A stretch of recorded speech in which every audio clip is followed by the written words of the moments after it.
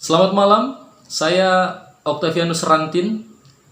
Dalam beberapa malam ke depan ini akan menampilkan acara yang bernama Jebakan, singkatan dari Jembatan Keselamatan.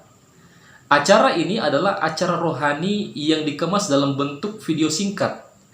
Ada pembahasan firman Tuhan, ada lagu pujian, dan ada doa. Dan sayang untuk dilewatkan. Untuk itu, mari sahabat semua saksikan selalu melalui Facebook dan YouTube saya setiap malam. Dan supaya banyak lagi yang diberkati, sahabat bisa membagikan video ini dari Facebook Anda atau YouTube Anda. Dan juga setelah itu saudara bisa komen kalau ada pertanyaan atau hal yang bisa didoakan. Nanti saya akan cantumkan juga nomor WA supaya bisa menghubungi saya melalui WA. Dan pada malam hari ini kita akan membahas satu pembahasan yang sangat menarik. Saudara kenal dengan tokoh-tokoh ini yang ada di foto? Ya, mereka adalah Hercules, John Kay, dan almarhum Basri Sangaji. Saya mau bahas orang yang di tengah, John Kay. Namanya adalah John Refra.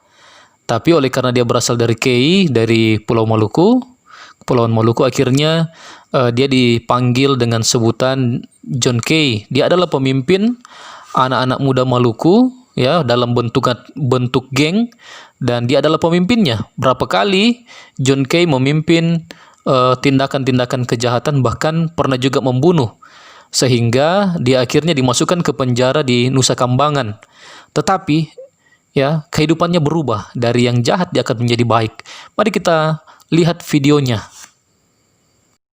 Semua orang menyimpan masa lalu. Semua orang menuju masa depan.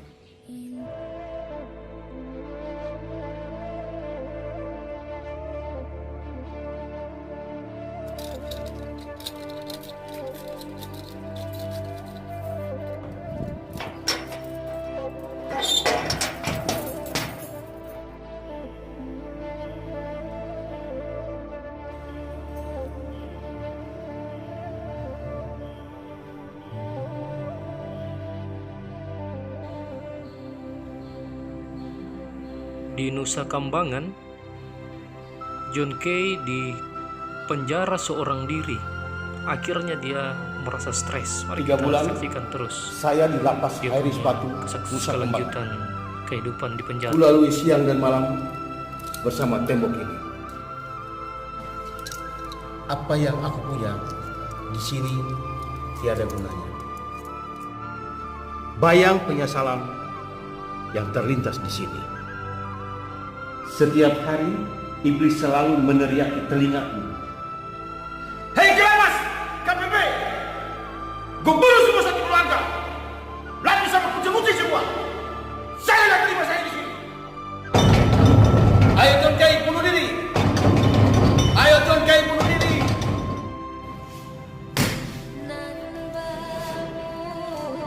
Ternyata semua itu tidak ada gunanya. Di lapas Batu, saya menemukan Tuhan. Di lapas Batu, saya menjadi manusia baru. Saya John Kay, orang yang pertama kali di sini. Sistem high-risk ini telah merubah kehidupan saya.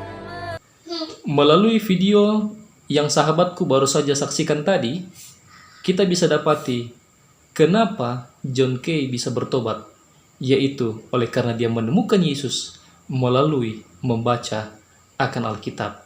Karena Alkitab berkata 2 Timotius 3 ayat 16, segala tulisan yang diilhamkan Allah memang bermanfaat untuk mengajar, untuk menyatakan kesalahan, untuk memperbaiki kelakuan, dan untuk mendidik orang dalam kebenaran. Sahabat, sepanjang sejarah, kuasa Alkitab untuk merubah manusia telah dibuktikan berulang kali. Pemarah telah diubah menjadi pendamai melalui kuasa Alkitab. Orang-orang yang bejat dan penuh nafsu birahi telah diubah menjadi orang-orang yang bersih dan suci. Para pemabuk telah dilepaskan dari kemabukannya. Pencuri telah dibebaskan dari pencuriannya. Para penipu dari penipuannya. Sekarang ini, Anda tidak perlu mencari jauh-jauh untuk mendapati para pembunuh sadis di penjara yang telah diubah menjadi seorang Kristen yang bersyukur melalui membaca Alkitab. Mereka telah menemukan Yesus. Sahabat, Alkitab ini unik. Penulisan Alkitab ditulis sekitar tahun 1500 sebelum Masehi. Musa, penulis Alkitab yang pertama. Dan penulis Alkitab yang selanjutnya kurang lebih 40 orang. Dan uniknya, walaupun dalam waktu dan adat yang berbeda-beda dan orang yang berbeda, namun Alkitab sama.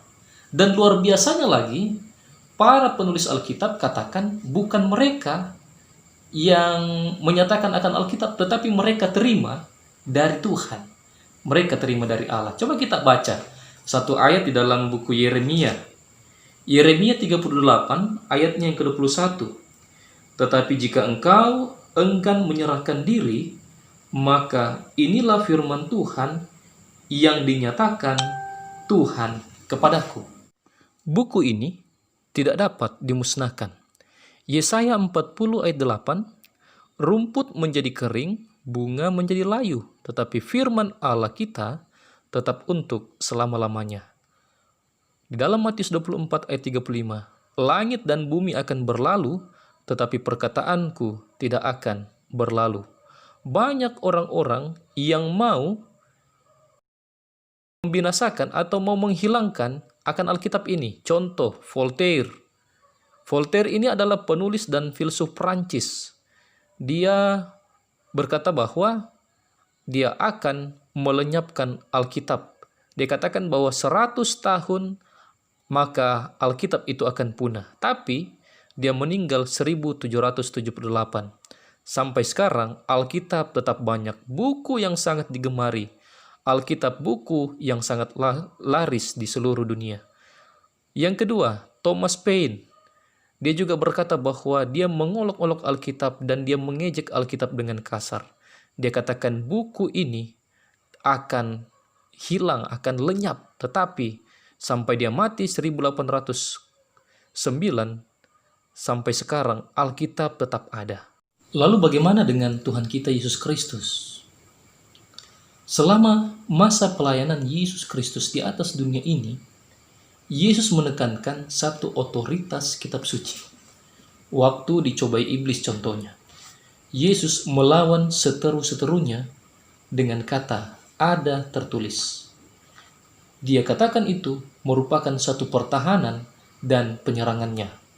Contoh Matius 4 ayat 4. Manusia hidup bukan dari roti saja, tetapi dari tiap firman yang keluar dari mulut Allah. Yesus menempatkan Alkitab di atas tradisi dan pendapat manusia. Ia mengecam orang-orang Yahudi karena mengesampingkan otoritas kitab suci. Markus 7 ayat 7-9. Dan meminta mereka supaya mempelajari kitab suci dengan tekun. Dengan berkata, belum pernahkah kamu baca dalam kitab suci?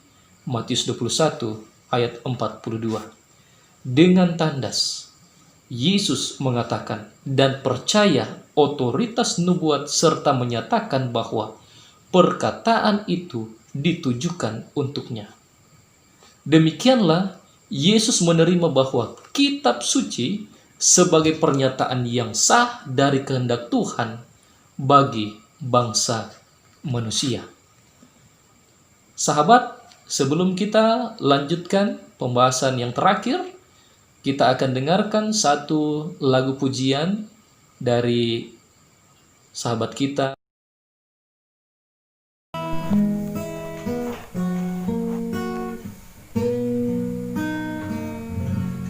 Tuhan, aku malu menyebut namamu. Begitu hitamnya hati Tuhan, diri ini diliputi dosa. Seringkali menyakiti hatimu, tapi Tuhan, Engkau sungguh baik. Engkau selalu memanggilku dengan kasih, Engkau merangkulku dengan cinta, Engkau memelukku.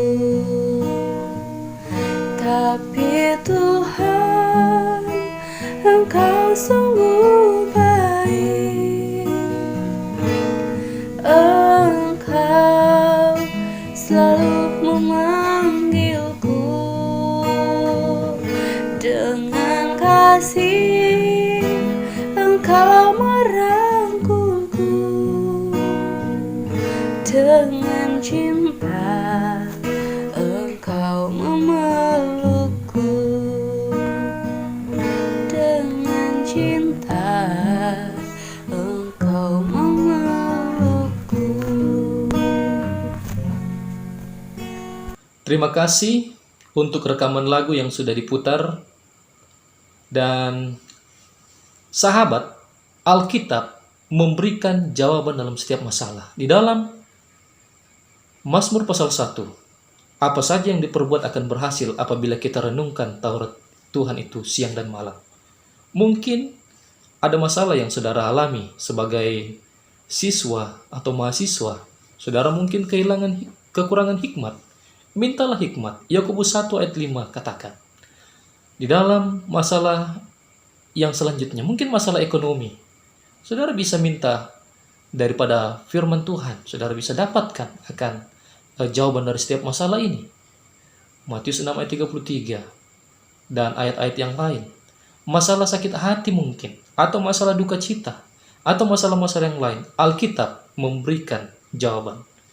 Seorang kakek di India, dia viral karena dia umur 80 tahun tetapi dia mau sekolah menggunakan baju seragam sekolah. Lalu dia ikut selama beberapa tahun, tetapi ketika sudah naik kelas, naik kelas 3, ya, dia akhirnya berhenti sekolah karena setelah ditanya apa sebabnya kakek sudah tidak sekolah lagi. Lalu dikatakan, saya sudah bisa membacakan Alkitab. Saudaraku, sahabatku, apakah kita sudah membacakan Alkitab hari ini?